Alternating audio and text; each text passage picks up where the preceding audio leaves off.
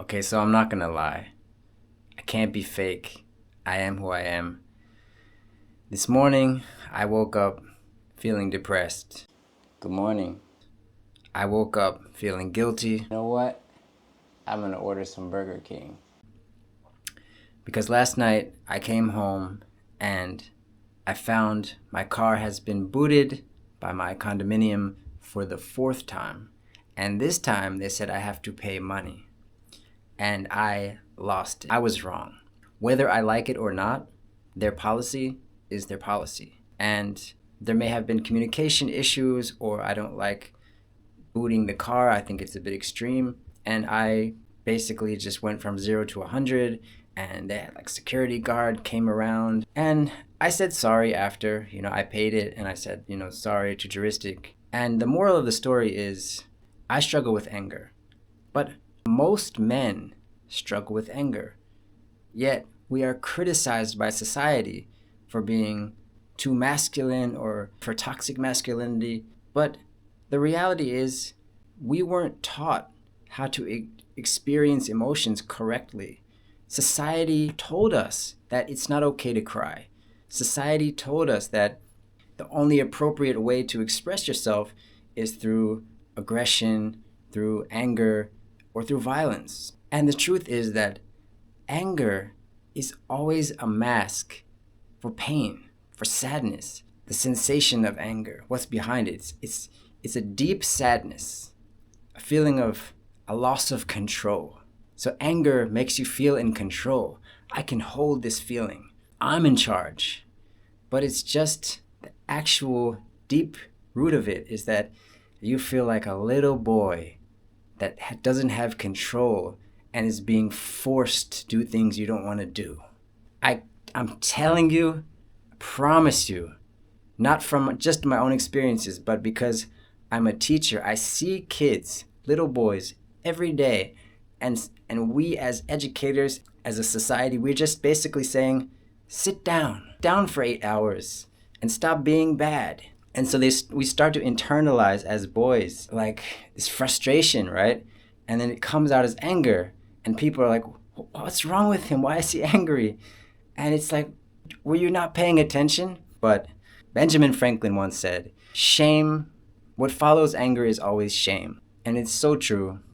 But I'm not going to let it ruin my day. It's a bad day, not a bad life. So we're going to go out and we're going to feel better, make amends. I've already talked to juristic and I said, sorry, I was wrong. And I'm going to be real, 100% real with you guys. Not going to be fake. It is what it is. But the whole goal of this channel is to be transparent and also to try to improve. There's a lot of people out there who are not even trying to be a better person. And I am. So if you're with me, you're with me. If you're not, you're not. Doesn't matter to me. But I hope you're with me. So let's go about our day. Let's feel better. Come on.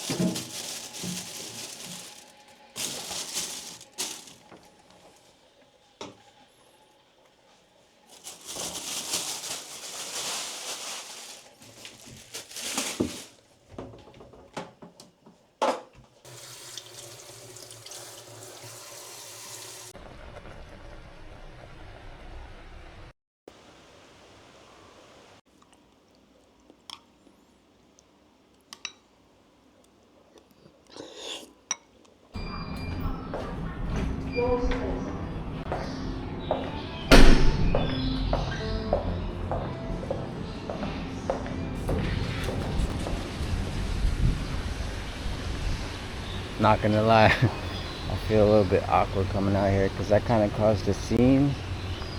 Of course, that's why I apologized, but you never know like how people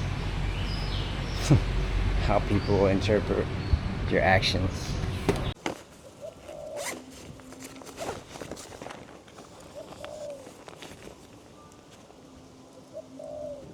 Let's go get coffee.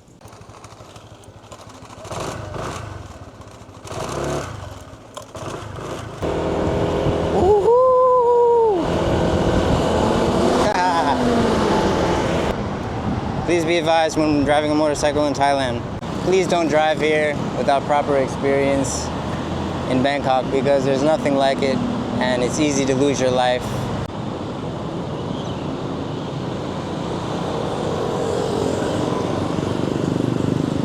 Heavy pace, there's a calmness in the air, but there's also a friction and a tension and a restlessness mixed with concentration and hunger and calm. It's a very unique place. Nowhere else like it. But I suppose everywhere in the world, there's nowhere else like the place you are. Of course, I went the wrong way. Oh well. Turn left here. This is a normal block. So I have to go straight and then turn left. Oh, repair shop. That's good to know. I gotta get my oil changed too. Alright, I'm turning left here. Oh. That was scary. I almost just died. I almost just got hit by a car. Woo! Ah. Still alive. Because it's a little bit far and it's super dangerous because I almost just died. Safety first. I'll see you in the coffee shop.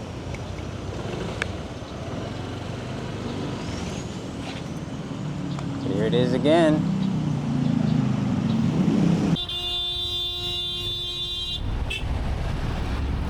Here is anger.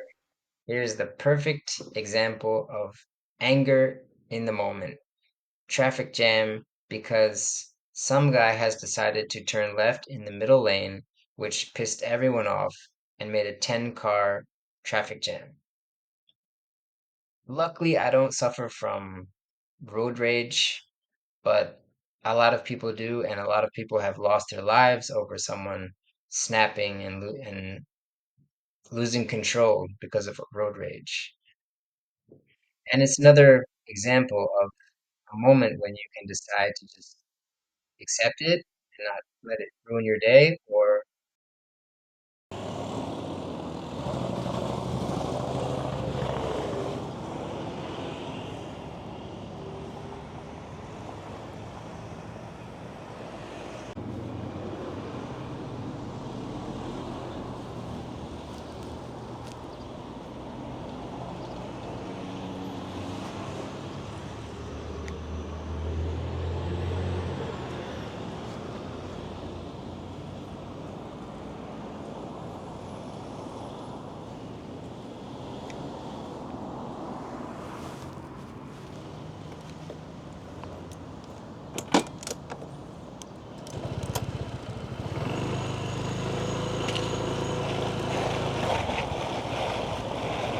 the hardest part about being a man is mastering those quiet battles inside your mind that no one else can see. You'll always be surprised what can hide behind a smile.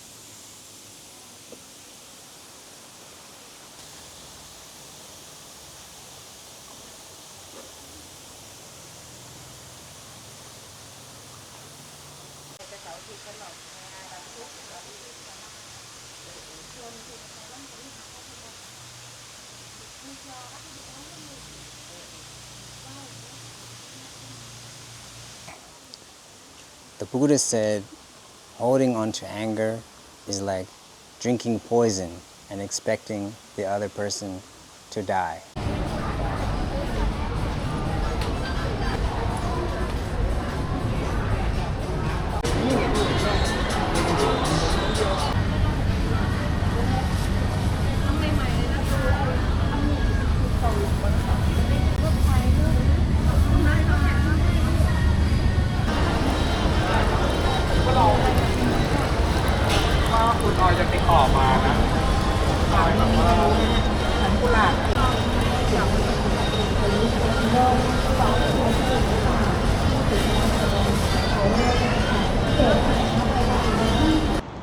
Okay, so anger sucks, it's unproductive, it ruins everything. So what are we gonna do about it?